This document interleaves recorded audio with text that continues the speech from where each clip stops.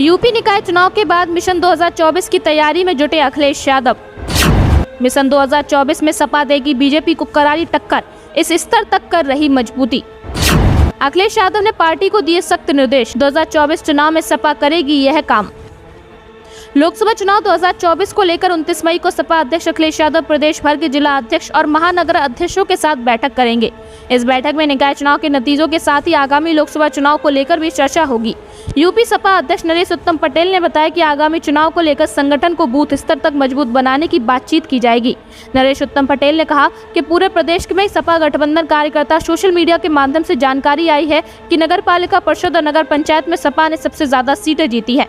इसके साथ ही नरेश उत्तम पटेल ने आगे कहा कि बीजेपी ने सबसे कम सीटें जीत पाई, इसी से बीजेपी परेशान है और उनका जनाधार जा रहा है।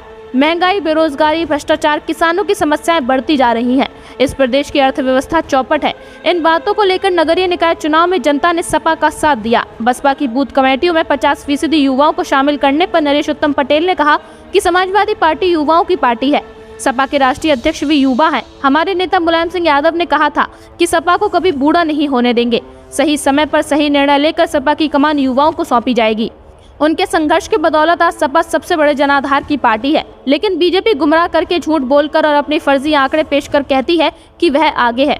वहीं बसपा की दलित और अल्पसंख्यक गठजोड़ की रणनीति पर कहा कि समाजवादी पार्टी सभी जाति धर्म की पार्टी है।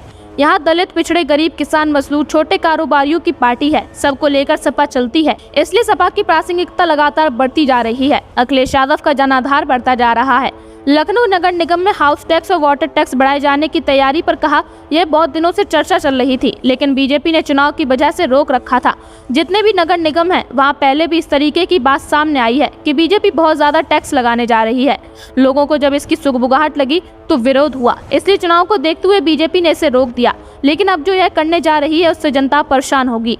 नरेश उत्तम पटेल ने आगे कहा कि सपा जनता की बात करती है और जनता विरोध कर रही है। इनकी टैक्स के बोझ से हर कोई परेशान है।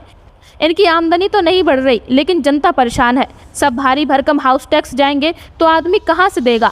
वहीं पूर्व मंत्री धर्म सिंह सैनी के केशव प्रसाद मौर्य को सीएम बनाने वाले बयान पर बोलने से बचे नरेश उत्तम पटेल ने कहा, यह उनका व्यक्तिगत बयान है, उस पर हम कुछ नहीं कह सकते।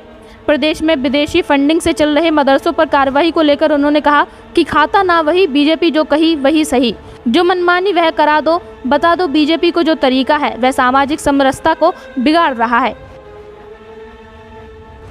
Bureau report, news crowd.